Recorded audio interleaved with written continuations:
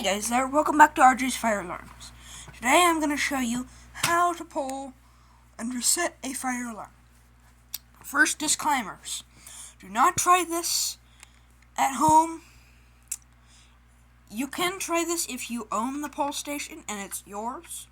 But if you're going to go to your local school or something like that, do not pull this unless there's an actual emergency. I'm not liable if you're being dumb. So, yeah, pretty much all you do, assuming you aren't being an idiot, pulling somebody else's fire alarm without the notice, is you put your fingers in, like that. A lot of us fire alarm enthusiasts, for some reason, do this stupid thing, but I like doing this. It's probably what else. And then you're going to push in, and then you're going to pull down. And imagine all of the fire alarms are going off, and then pretending, since my pull station's actually broken,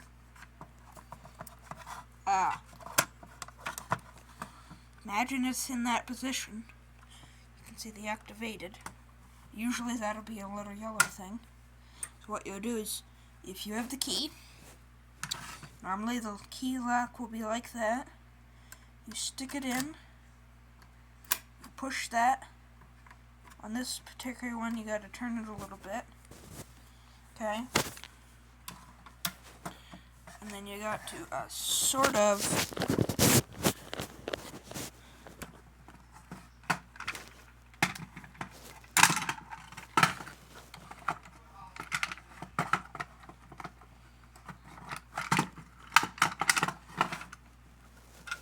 okay, so normally it would be in if somebody pulled it down, it would be in that position.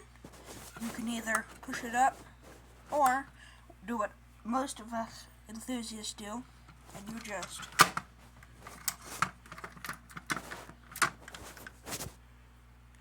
now, that's not what you want to happen. So that's why when you see these videos, we're like this. And you sort of slam it and do that. Lock it, walk away, and go reset the fire alarm panel or whatever. Okay? So, let's say you don't have this key. The way you can open this is just rip this off the wall and throw it on the ground enough, and eventually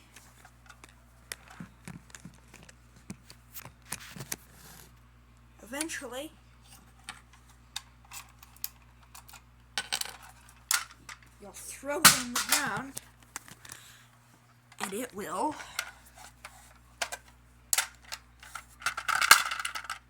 open up.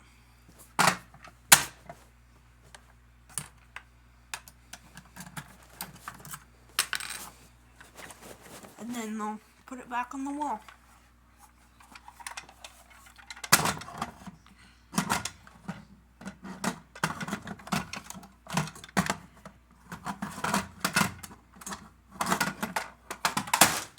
Okay, job done.